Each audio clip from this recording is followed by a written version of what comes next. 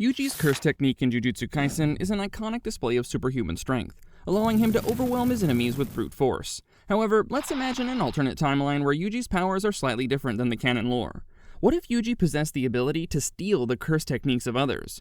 How would the story unfold in this reality? How would his strange relationship with Sukuna evolve? Some of his most iconic fights, such as those with Mahito, Todo, and Higurama, would likely have drastically different results with Yuji's new power. Let's start at the absolute beginning and lay out the foundation of how Yuji gets the ability to steal techniques in the first place. Everything folds out in the same way at the detention center, where Yuji fights the special grade curse. Sukuna takes over, rips out Yuji's heart, and leaves his body to die. But while Yuji is inside the purgatory, where he talks to Sukuna, something small changes. He instinctively grabs Sukuna's wrist, absorbing a fragment of his cleave ability. Later on, the first sign of this new power appears during Yuji's battle with Mahito. Yuji throws a punch and misses, but a thin cut still appears across his shoulder. Mahito realizes his soul has been damaged. Yuji's hidden technique activates only when he dies or comes close to death. In that moment, his soul partially separates and steals a fragment of the curse technique connected to it.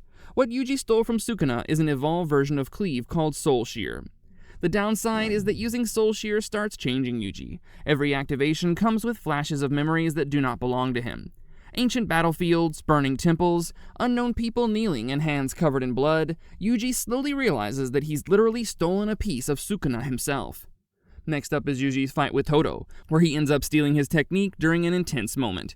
This is one of the first times that Yuji uses Black Flash, a technique which allows him to multiply his damage output to deliver a devastating blow. During one exchange, Yuji lands Black Flash at the exact moment Todo activates Woogie. For a split second, their cursed energy overlaps, and this is enough time for Yuji to obtain a stolen version of Boogie.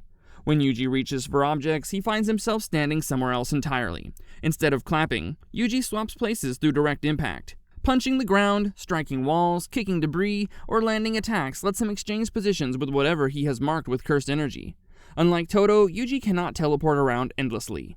Instead, his version of Boogie is much more violent and risky, giving Yuji access to yet another cursed technique. During his fight with Chozo at the Shibuya bathroom, Yuji gets pierced repeatedly and ends up coming really close to death. He realizes that every time Chozo's blood enters his body through the cuts and wounds, his cursed energy reacts to it instead of rejecting it. At one point, Chozo lands a direct piercing bloodshot through Yuji's side. Yuji collapses and Chozo assumes the fight is over. However, this near-death experience is exactly what Yuji needs to trigger his innate power-stealing ability, and Yuji unconsciously absorbs the imprint of blood manipulation. He wakes up buzzing with energy, which surprises even Chozo. This time around, Yuji expertly dodges all the piercing bloodshots, and quickly closes the distance as he punches him right in the chest. Instead of a normal hit, all the blood Chozo left inside Yuji's body erupts outward at once. Dozens of thin blood spikes burst from Yuji's arms and torso, and wrap around Chozo from behind. Yuji cannot control external blood like Chozo. His version only controls blood already inside his own body. In a moment of desperation, Yuji forces his blood into his fists and compresses it before impact. The blood detonates inside Chozo, who is sent back crashing through a wall. During his final battle with Mahito at the Shibuya station, Yuji steals idol transformation from Mahito. Initially, Mahito evolves repeatedly and keeps changing his body to survive. Mahito lands multiple direct soul contacts throughout the fight. Each time he tries to reshape Yuji, Sukuna blocks him.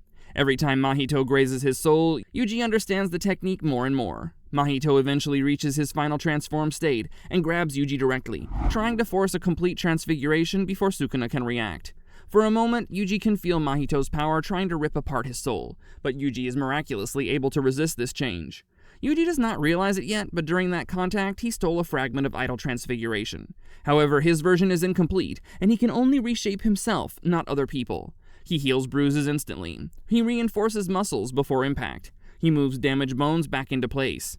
Yuji steps forward and his forearm suddenly twists and expands for a split second before returning to normal. Every time Mahito attacks, Yuji slightly alters himself to counter it.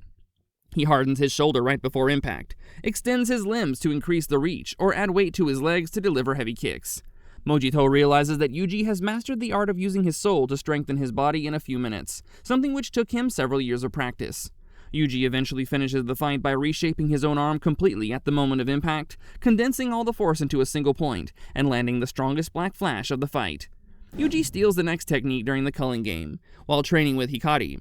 Hikari activates his domain and pulls Yuji inside to show him how impossible it feels to fight against. Yuji survives round after round, getting beaten down, while Hikari repeatedly hits jackpots.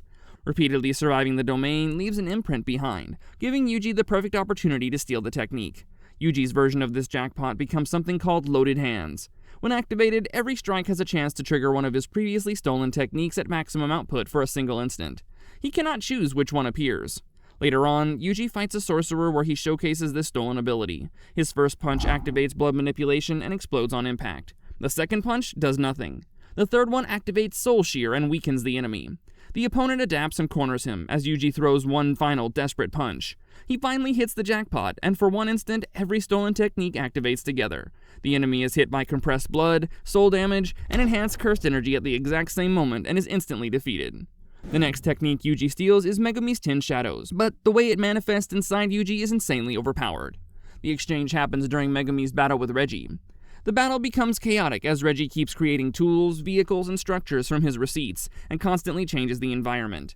Megumi burns through Shikigami trying to keep up and eventually gets cornered. Yuji jumps in and takes a direct hit that nearly crushes him under collapsing debris.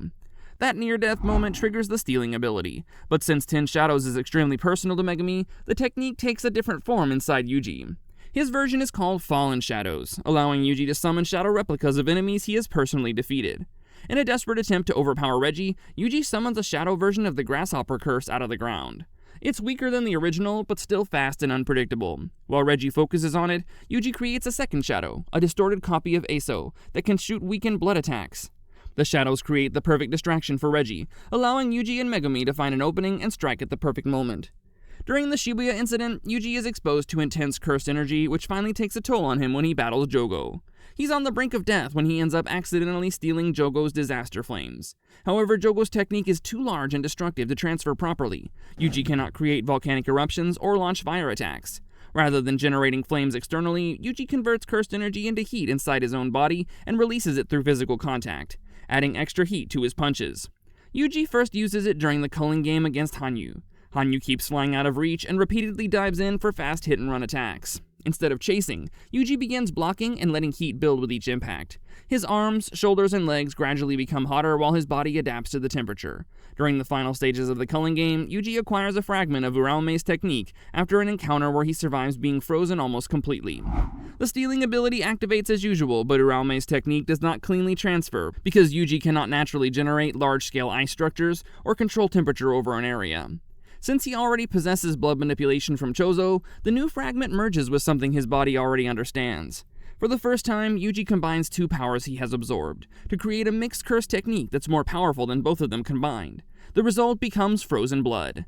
He can instantly freeze blood that is already under his control, turning liquid constructs into rigid weapons or changing their properties mid-fight. Yuji first uses it against Kurorushi, after the curse returns unexpectedly during another colony clash. Normal blood attacks are ineffective because Kurorushi keeps regenerating and producing more insects. Yuji realizes cutting through them is pointless. Instead, he creates thin strands of blood across the battlefield and instantly freezes them into nearly invisible lines. Kurorushi rushes forward and runs directly into them. The frozen blood does not cut deeply, but traps and slows movement long enough for Yuji to close distance. He then drives compressed frozen blood into his fist and lands a direct hit. The ice expands inside the damaged area and stops regenerating for a moment, giving Yuji the opening to finish the fight. Yuji would continue his adventures in the world of curses, slowly stealing away techniques, combining them into deadly combos, and unleashing them on his enemies when they least expect it. I hope you enjoyed exploring this alternate reality where Yuji has the power to steal curse techniques. If you have any other techniques in mind which Yuji could have stolen, or other cool combos he could have used, please let me know in the comments down below. If you'd like to watch more crazy deep dives into theories, make sure to check out the video on your screen. Go ahead, click it!